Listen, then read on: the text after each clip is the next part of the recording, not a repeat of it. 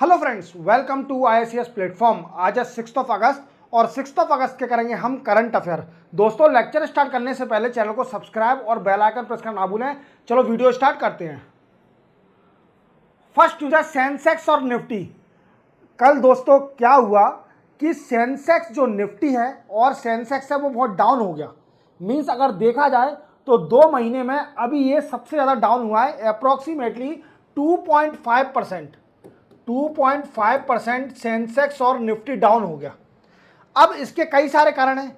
Even FPI जो foreign portfolio investment है, FPI that is called a foreign portfolio investor, वो भी हमारे इंडिया से चला गया है अप्रॉक्सीमेटली $1.2 बिलियन। देख रहे हो आप कि कितना नुकसान हो गया इंडिया को कि एफपीआई भी $1.2 बिलियन चला गया एक ही दिन के अंदर।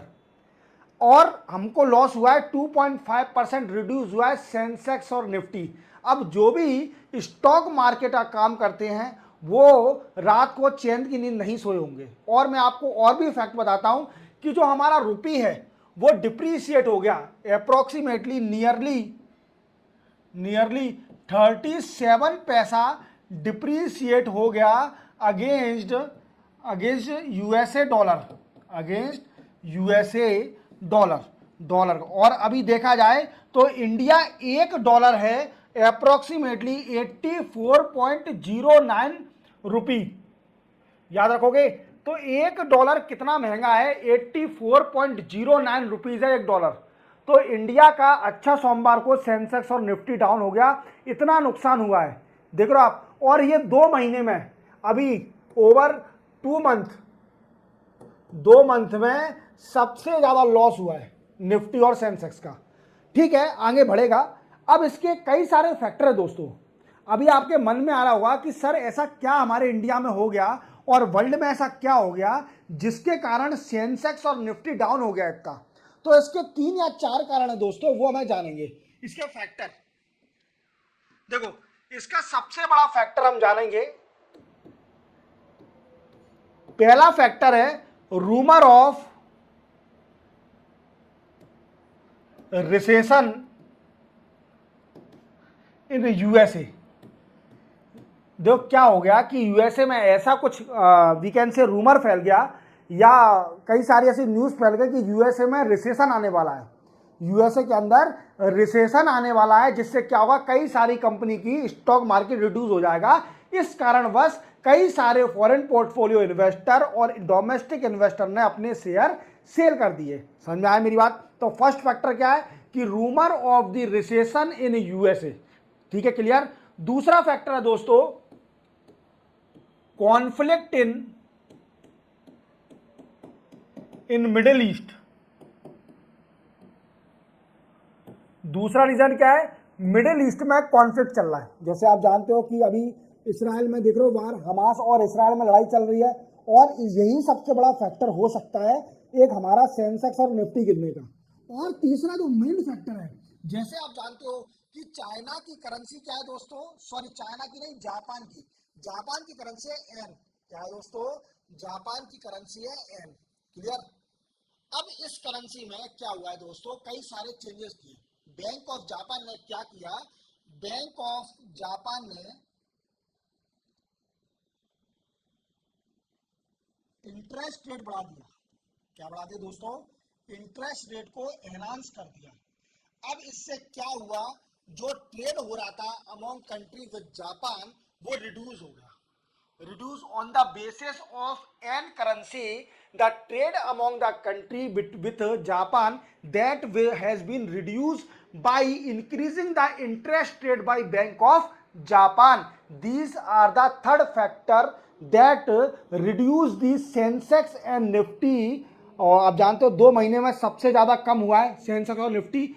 इवन हमारे रुपये डिप्रीशिएट भी हो गया, 37 पैसा डिप्रीशिएट हुआ है। अभी राइट नाउ हमारा $1 84.09 रुपीज के बराबर है। तो आप देख रहे हो कितनी बड़ी डिफिकल्टी है। चलते हैं नेक्स्ट न्यूज पर। नेक्स्ट न्यूज है शिवराज सिंह चौहान जी के ऊपर।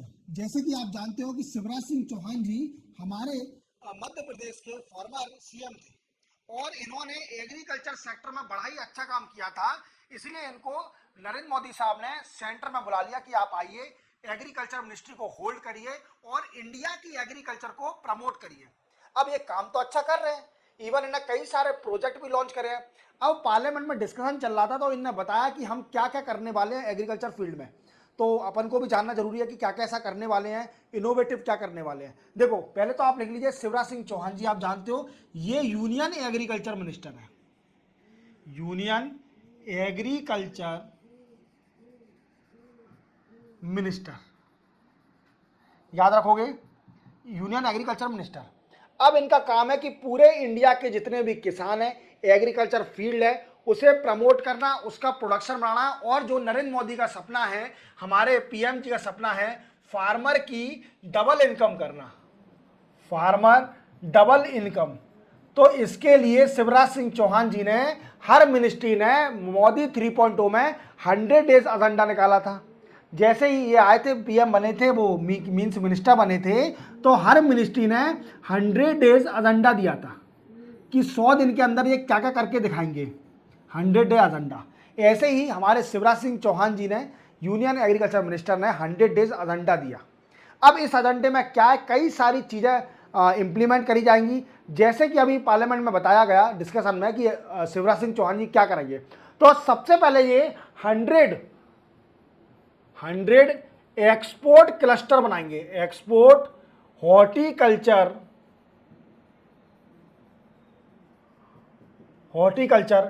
क्लस्टर बनाएंगे to enhance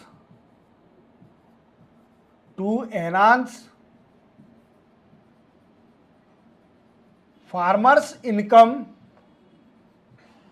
and export of agriculture commodities. Clear. तो इनका सपना है कि ओवर 5 ईयर, देखो ये सो रहे हैं भाई साहब और ये स्पीच दे रहे हैं, ये बिल्कुल सुनने को इंटरेस्ट ही नहीं है, ये सो रहे हैं, बिल्कुल आंखें बंद हैं, आराम से नींद फरमा रहे हैं, और शिवराज सिंह चौहान जी मिनिस्टर बन गए इसलिए वो बोल रहे हैं। क्लियर। चलते हैं अपन आगे। देखो ओवर 5 ईयर, 5 साल के अंदर एग्रीकल्चर मिनिस्ट्री 100 एक्सपोर्ट क्लस्टर बनाएगी हॉर्टिकल्चर के लिए, जो कि क्या करेंगे इंडिया में, वो एक्सपोर्ट को एनहांस करेंगे, एग्रीकल्चर प्रोडक्ट का एक्सपोर्ट को एनहांस करेंगे, और जो फार्मर की इनकम है उसको डबल करेंगे। समझ में आ रहा है मेरी बात को, समझ में आ रहा है।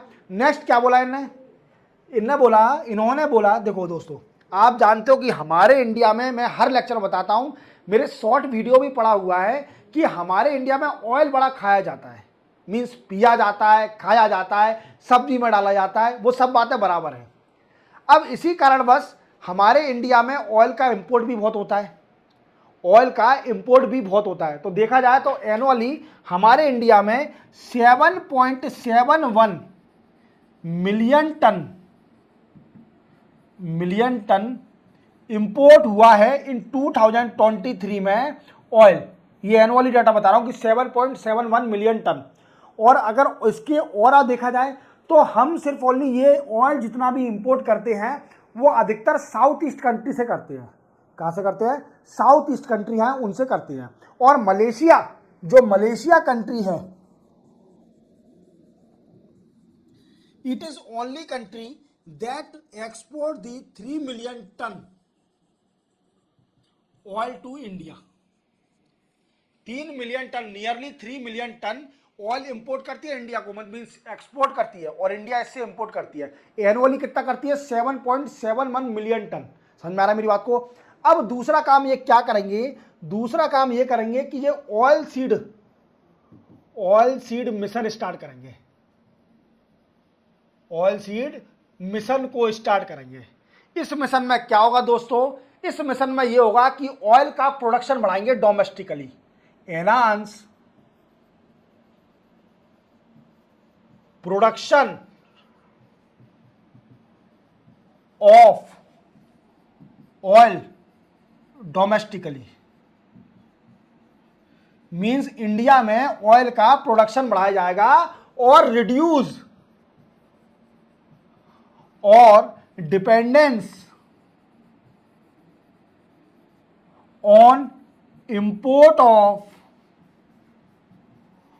ऑयल, ऑयल का इंपोर्ट करना रिड्यूस करा जाएगा और दूसरी कंट्री पर डिपेंडेंस को रिड्यूस किया जाएगा। दूसरा काम समझ में आ गया कि जब ऑयल सीड मिशन स्टार्ट करेंगे, क्लियर। पहला क्या बताया मैंने कि 100 एक्सपोर्ट क्लस्टर बनाएंगे हॉर्टिकल्चर के लिए, जिससे फार्मर की इनकम डबल होगी।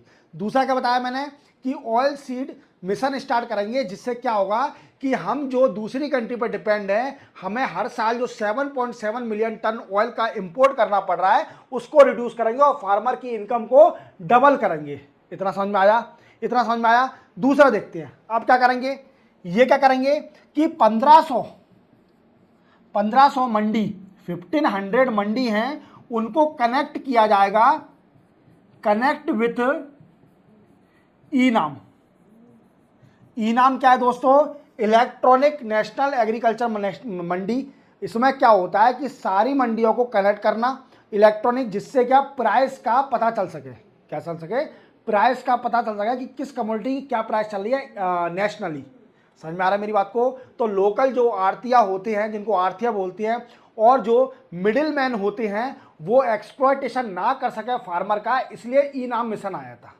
क्या आया था? ई नाम मिशन आया था, जिसमें क्या है कई सारी नेशनली मंडियों को कनेक्ट करना इलेक्ट्रॉनिक, जिससे कि नेशनली प्राइस पता कर सके फार्मर, जो कमोडिटी वो बेचने आया है मंडी में उसकी प्राइस वो डिफाइन और डिटेल में पता कर सके। समझ में आया मेरी बात को?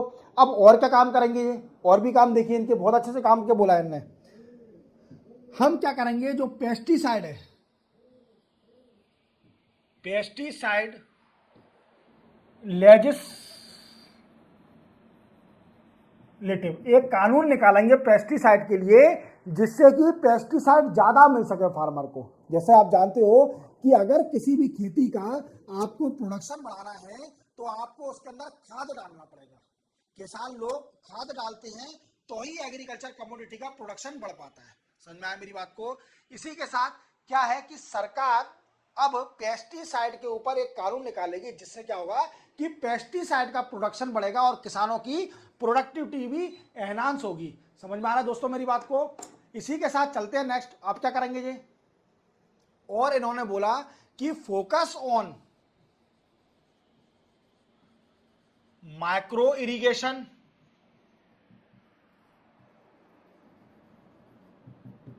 Organic farming,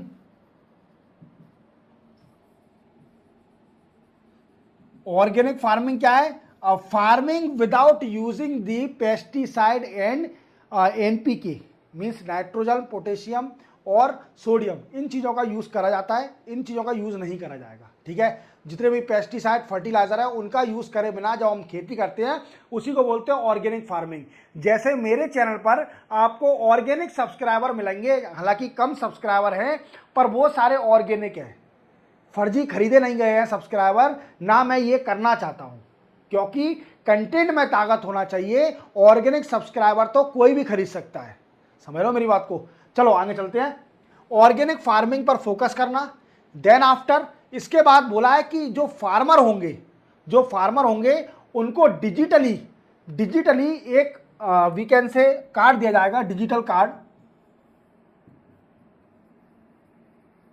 digitally card like Aadhaar card. जैसे आधार कार्ड होता है ऐसे ही डिजिटली एक कार्ड दिया जाएगा फार्मरों को, जो कि कनेक्ट रहेगा, connect with land record, crop assessment,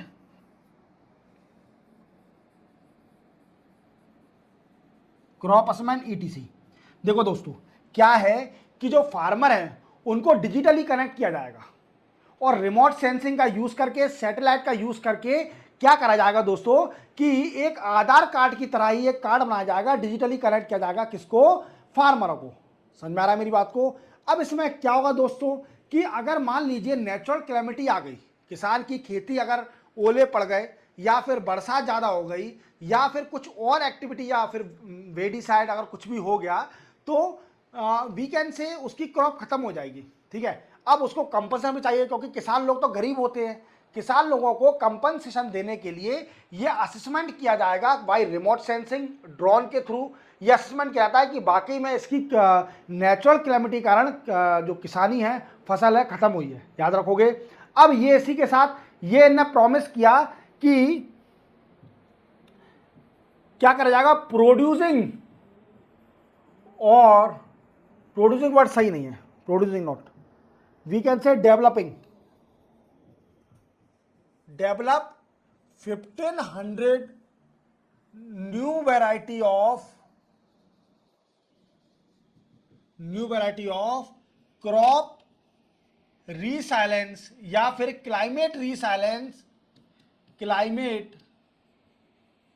resilient crop. समझ रहा आप मेरी बात को, कि ऐसी क्रॉप वैरायटी बनाई जाएगी, क्रॉप वैरायटी जो कि क्लाइमेट को झेल सके। मीन्स अगर धूप ज़्यादा पड़ रही है तो उस पर भी वो खत्म ना हो, या फिर कुछ और एक्टिविटी, वर्षा ज़्यादा हो गई तो उसको भी झेल सके, फ्लड को भी झेल सके, ऐसी वैरायटी बनाने का प्रॉमिस किया है। याद रखोगे। और focus on traditional variety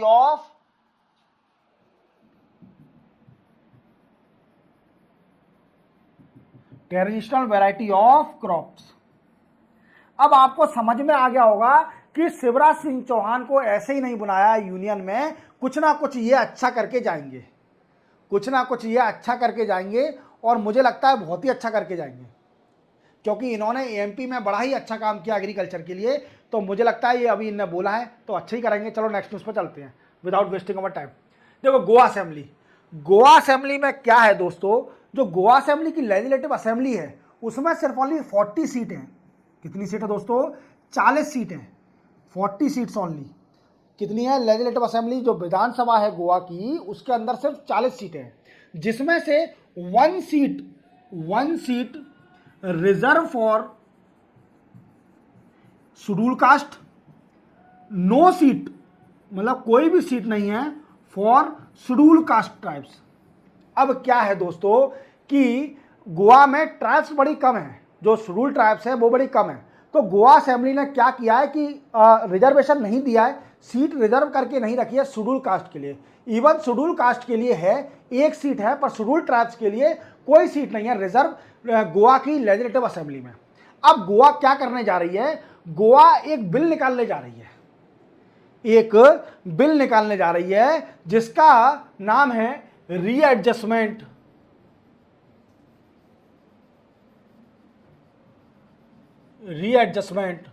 of representation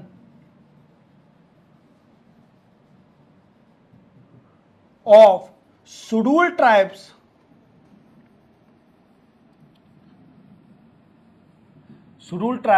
in legislative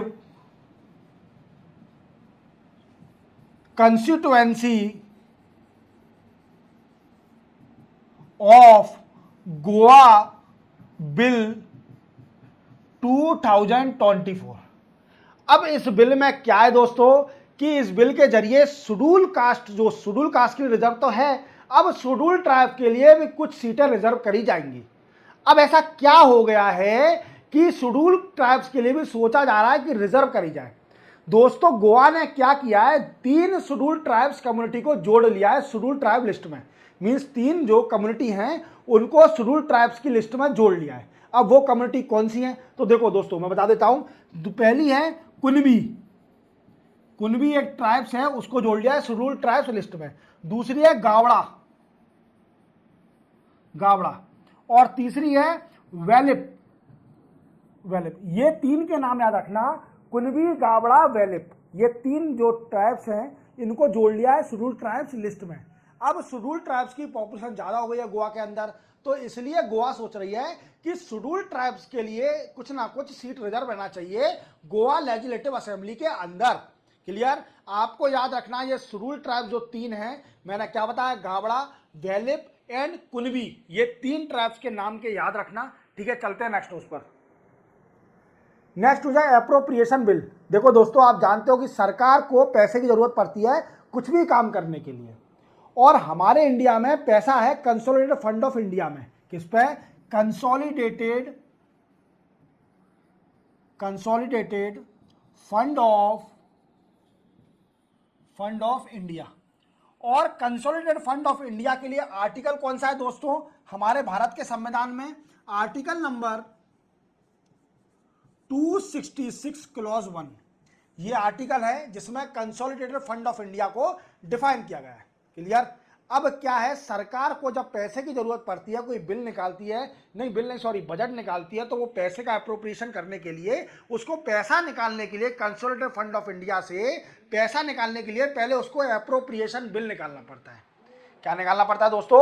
parliament के अंदर अप्रोप्रिएशन बिल पास करना पड़ता है। अगर उसे पैसा चाहिए, सरकार को अगर पैसा कंसोलिडेटेड फंड ऑफ इंडिया से निकालना है तो उसको अप्रोप्रिएशन बिल पास करना पड़ेगा पार्लियामेंट के अंदर, तभी वो पैसा निकाल सकती है कंसोलिडेटेड फंड ऑफ इंडिया से।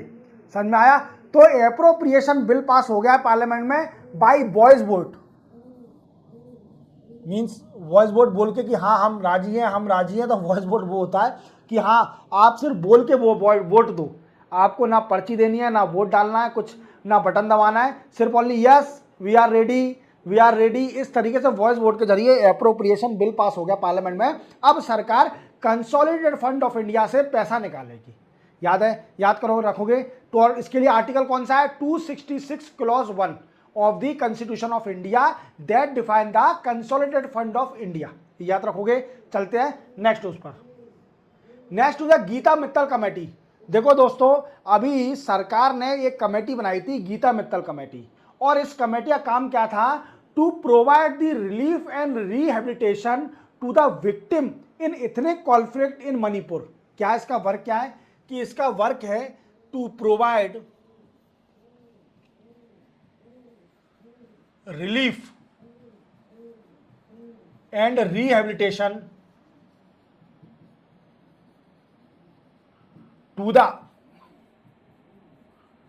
to the victim in ethnic violence in Manipur। याद रखोगे क्या? गीता मित्तल इस कमेटी बनी थी। आप जानते हो मणिपुर में एथनिक वायलेंस चल रहा है और कई सारे इनोसेंट लोगों को अत्याचार हो रहा है, और इसी को रोकने के लिए कमेटी बनाई थी सरकार ने under leadership of Geeta Mittal, headed by Geeta Mittal, और जज रह चुकी हैं। ओके। और इसी कमेटी में ये रिकमेंडेशन देंगे कि रिलीफ और रिहेबिलिटेशन कैसे दिया जाएगा। जो विक्टिम है मणिपुर एथनिक वायलेंस में, जो विक्टिम हो चुके हैं, मतलब इनोसेंट लोगों के ऊपर अत्याचार हो रहा है, उसको रिलीफ एंड रिहेबिलिटेशन कैसे दिया जाएगा। अब इनका जो कमेटी का टाइम था वो था 15 जुलाई तक। कब तक था दोस्तों? 15 जुलाई तक इनका टाइम था, गीता मित्तल मैडम का, और ये कमेटी फिर डिसॉल्व हो जाती।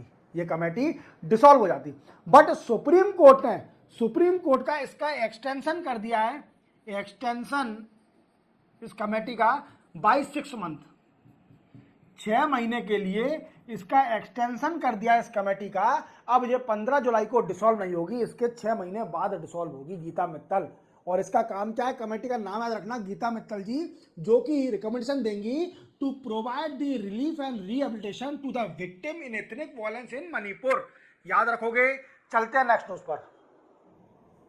नेक्स्ट न्यूज है state of rural youth employment report 2024। देखो दोस्तों, एक रिपोर्ट आई है जो कि निकाली गई है किसके द्वारा? उसके द्वारा डेवलपमेंट इंटेलिजेंस यूनिट, और ये joint initiative by transform rural India and संबोधनी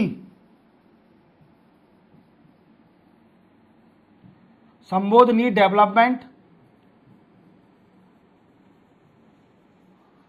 and global ruler.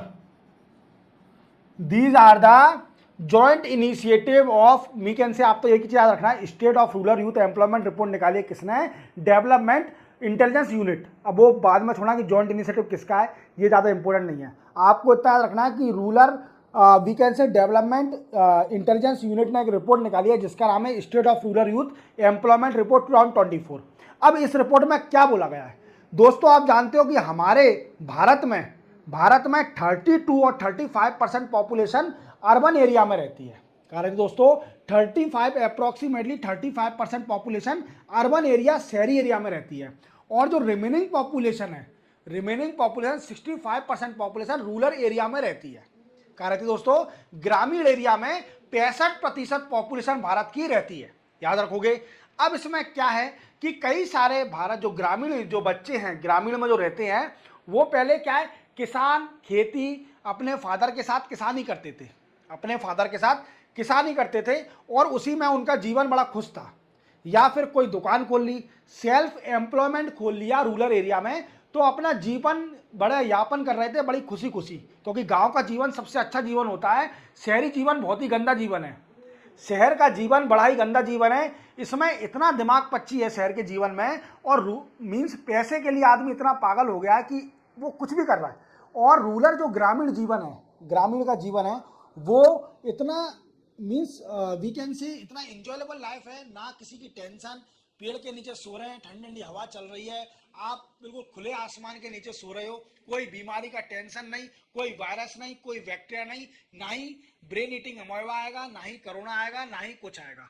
आपका जीवन बड़ा ही यापन होगा, आप किसानी जाओ, खेती करो, वीआईपी जीवन जियो, हरियाली। और ये तो क्या बोला गया इस रिपोर्ट में, बोला गया है कि बच्चे भी अब ग्रामीण के थक गए हैं, ग्रामीण में अब वो खुश नहीं है, अब वो बच्चे खुश नहीं है, क्योंकि हमारे इंडिया की लिटरेसी दिन पर दिन बढ़ते जा रही है, और वो किसानी खेती से खुश नहीं है। अब इस रिपोर्ट में बोला गया है कि 70 to 85% ऑफ रूरल यूथ